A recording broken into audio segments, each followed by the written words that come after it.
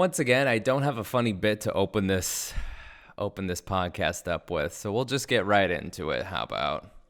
Just take a random soundbite from like the middle of it where it just doesn't make any sense out of context. Yeah.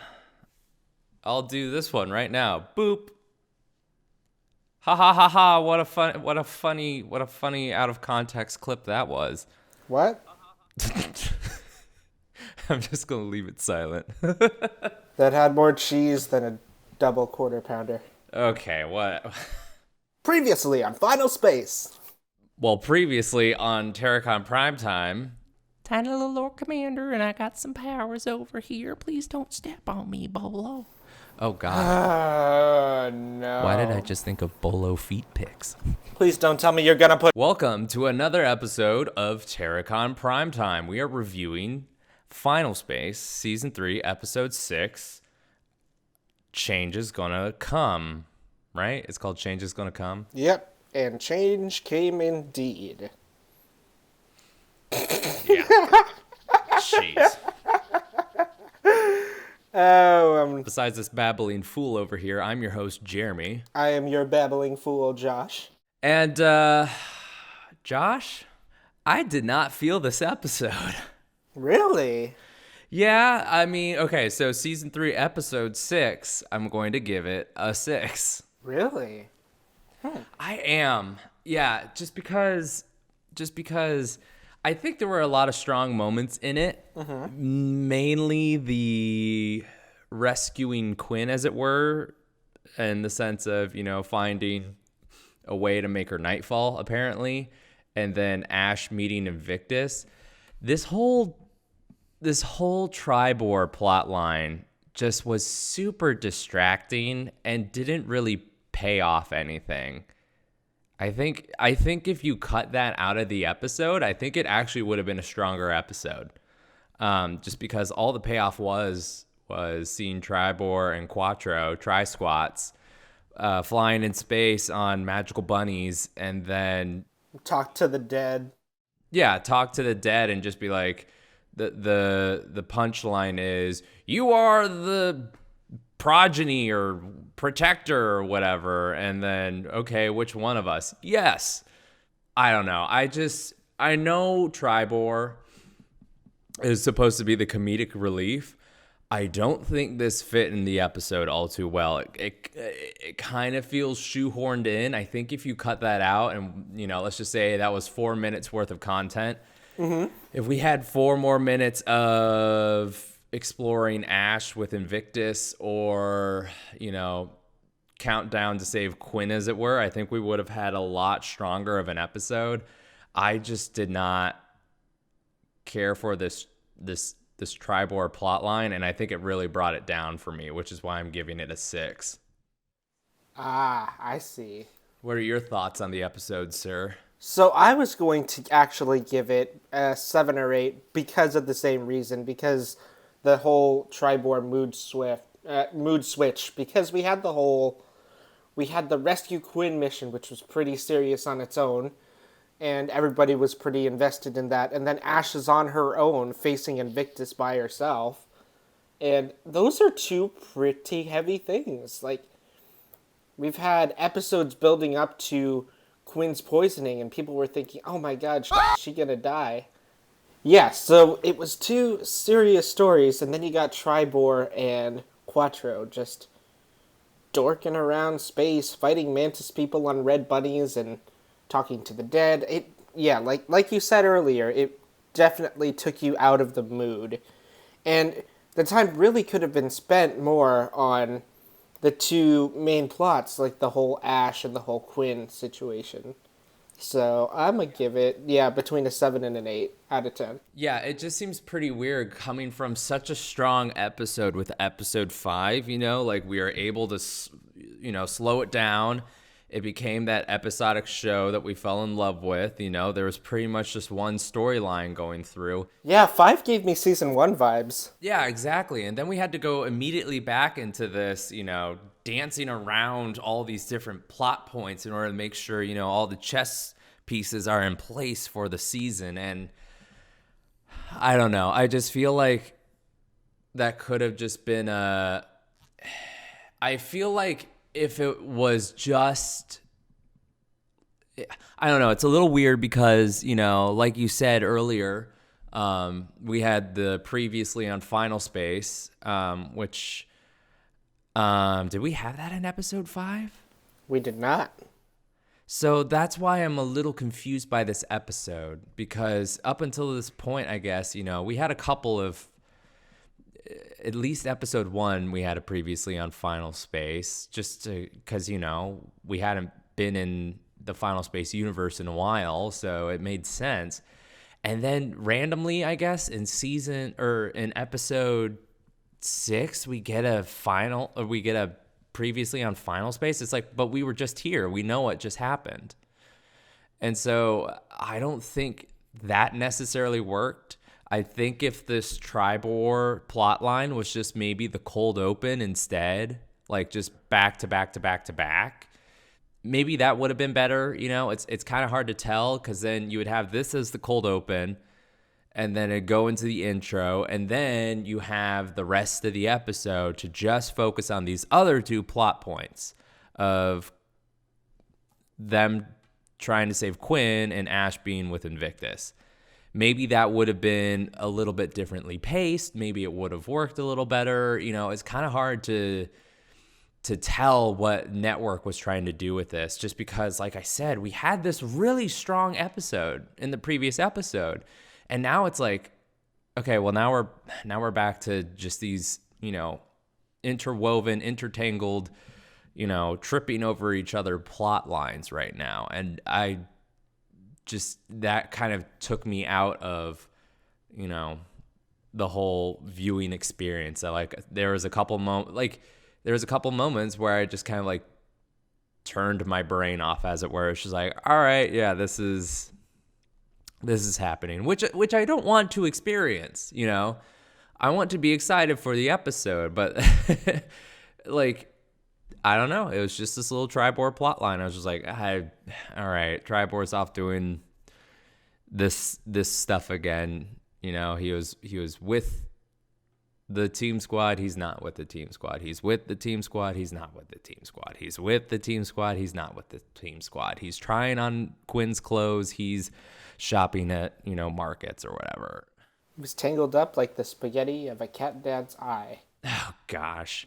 Yeah, I mean, here's the deal. I think this whole payoff of Quinn now becoming Nightfall, and how we've kind of had this sort of, not necessarily teased, but maybe sort of a preview since season 1 and season 2, I guess, of how every time Quinn would close the breach, or no, it was Gary closes the breach. Yeah, Quinn would become the Nightfall, and so Nightfall was trying to undo all of that, so that way she would be the one to close the breach, and all these thousands of different possibilities. So we've potentially had this coming since season 1, as it were. It's something that we would have to ask Olin and maybe the production team of just like, was this payoff in season 3 of Quinn becoming Nightfall initially planned from the beginning, or was this something that came up over the course of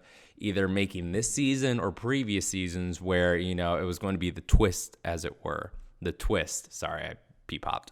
That's one thing I would like to figure out, because I do think that this is a strong point, because it is interesting to think about how, again, if this whole Final Space poisoning thing was initially planned from season 1, or it was something we decided to explore writing season 3, and then, oh, you know what?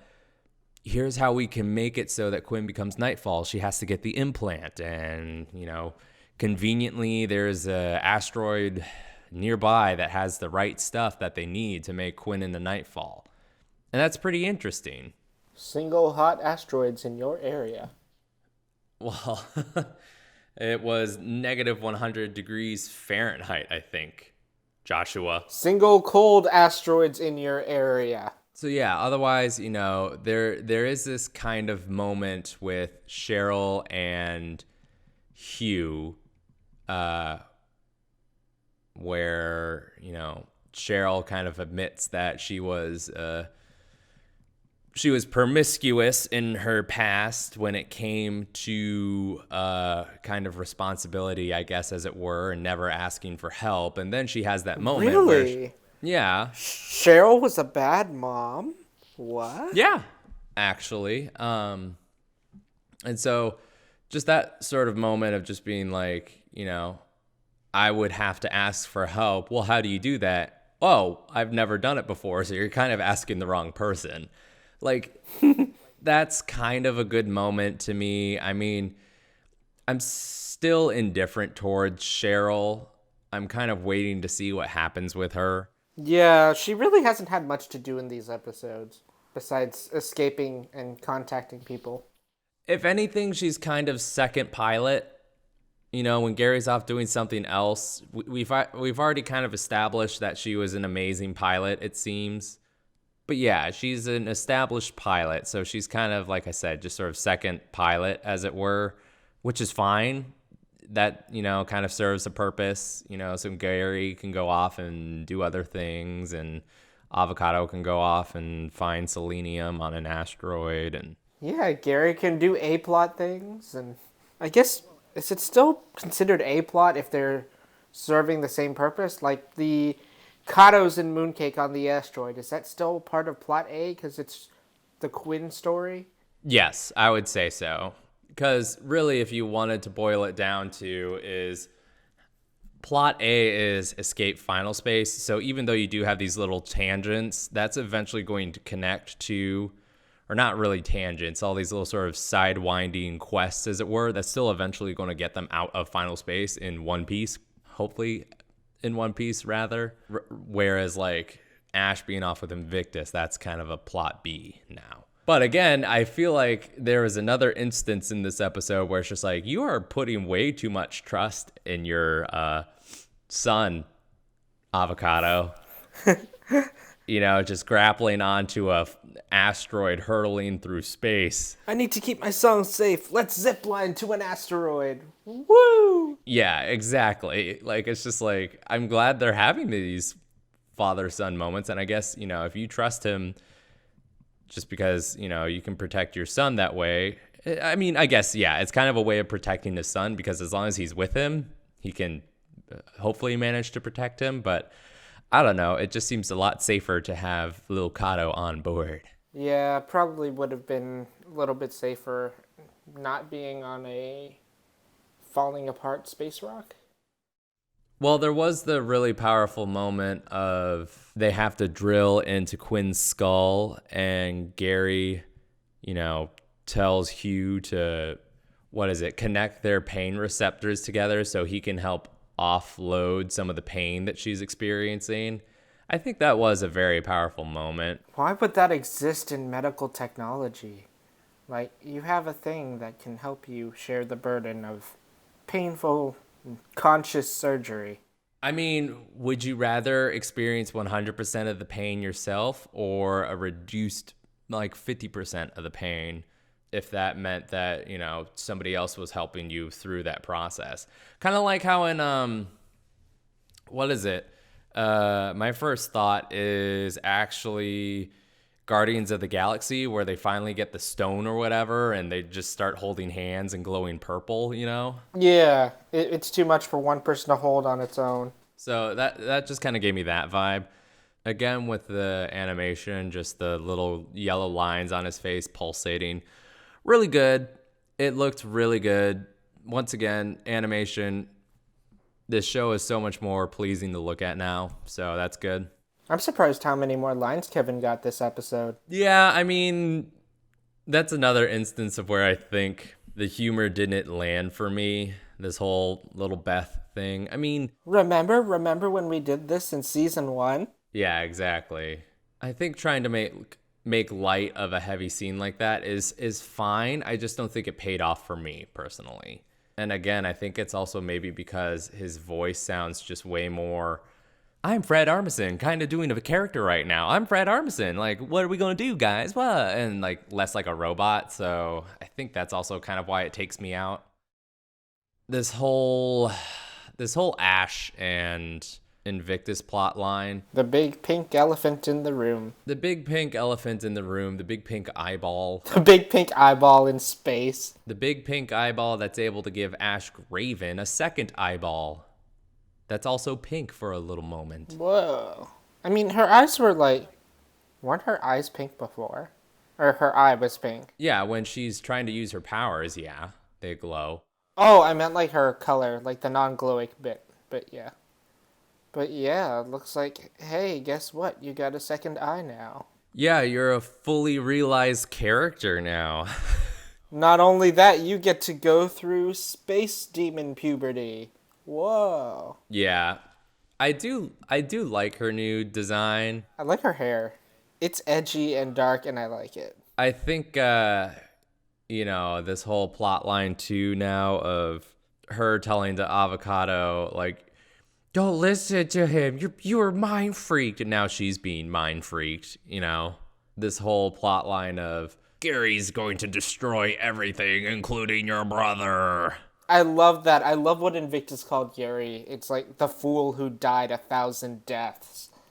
And that's just, it's one crazy title to put on a resume. And also that implies that there are multiple universes that Invictus has experienced as well, right?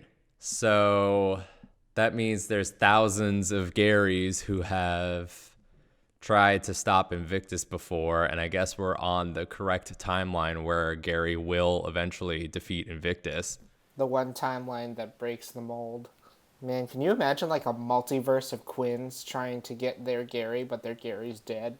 We'd be watching penultimate space is what we would be watching, not the final space. Oh yeah, you're right, because this is the final timeline, the final space. Yeah, we'd be watching penultimate space. Like Ash gets her new fully upgraded body, as it were. She's told by Invictus that Gary is going to kill Fox, and so I guess that's something I'm going to say that we can look forward to be a bit controversial as I guess.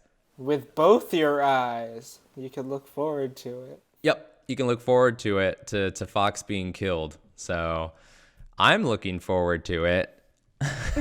Wow. You are blood hungry for the death of the gentle giant Ron Funches. It's not that I'm even blood hungry. It's just, and I've said this before, I just do not care for his character. Ash finally seems to be fully developed, as it were, as of this episode, or at least will become fully developed. And so, this whole tease of Gary will kill your brother. It's like, is this going to be an eventuality or only a possibility? And my hope is that it's an eventuality. That's pretty much like everything that happens in the episode, isn't it? Well, Ash gets presented the two choices, as it were, be a good girl or be a bad girl. And so she gets teleported back into the... What are we calling it? Galaxy 2? Yeah. It's either the... Hugh calls it the Galaxy 2, but I still prefer the Dragonhawk 5. I prefer Galaxy 2. Anyways, she gets teleported back into... Dragonhawk 5. It's the Dragonhawk 5. The Galaxy 2, and she's all mopey. But Little Kato finds her and is obviously a little freaked out because she's a changed woman. End of episode. Yeah, pretty much. And I don't know. I wish. Well, for one, I didn't take any notes this time around, mostly because I had to watch this on my phone and I was with my family this weekend, so I didn't actually get to watch the premiere on premiere night. But otherwise, like I kind of said earlier, like this episode, it did not really capture me like previous episodes. It just kind of felt a little sluggish. We had to insert some brevity into it. We had to make sure that all the chess pieces were falling into place because, with Tribor being off over here, he has to have a purpose. So we have to introduce that purpose. And I guess what else is his purpose besides leading a resistance in final space? Why did he have to commune with the dead to just be like, you are the protector? Like, if anything, he was already going to be, because he was already leading the resistance. So like it just kind of feels like a moot point. It's redundant? Yeah, it's redundant. And you know, these other two plot lines I was invested in for the most part.